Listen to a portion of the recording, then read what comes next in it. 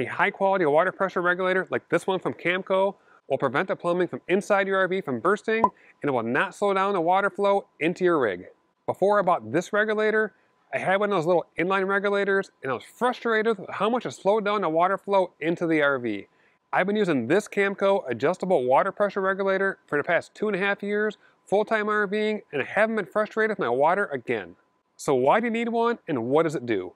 A lot of campgrounds have high water pressure. That way they can supply a lot of RVs with water at the same time. A pressure regulator limits the water pressure coming from the campground into the RV. That way you don't have to worry about the campground pressure damaging your RV. The highest pressure you can safely use inside of your RV is 60 psi. Anything higher than that is risking a leak. Here's why I use a Camco adjustable regulator.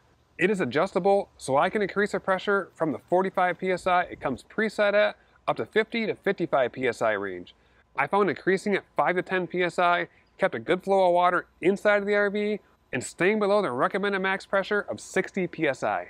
To increase the pressure, take a flathead screwdriver and turn the screw to the right, and you will see the needle move on the gauge. The pressure you see on the gauge is the pressure coming out of the regulator, not the pressure the campground is supplying. When you want to lower the pressure, you first need to relieve the pressure from the hose going to the RV to be able to see the pressure drop. This can easily be done by running water inside your RV for a couple seconds or unscrewing the hose. Like I said earlier, I used to have a small non-adjustable inline regulator. I was at a campground where the water pressure constantly varied from high to low.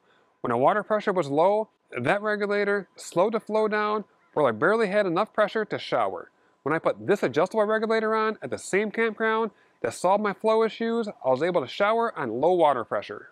The adjustable regulator is much larger than the inline one, so the part that regulates the pressure is also bigger. This allows more water to flow through while maintaining a safe pressure. Let me cover some common questions about using this regulator. This regulator is made to be used in the elements, in the sun and the rain. However, like any other water part, it can freeze in cold weather. You need to protect this regulator like the other water items outside of the RV. The regulator should be the first thing in line for your water system. It will go before the water filter and hoses. Also, the fittings on the regulator are standard water hose threads, so any hose can hook up to it.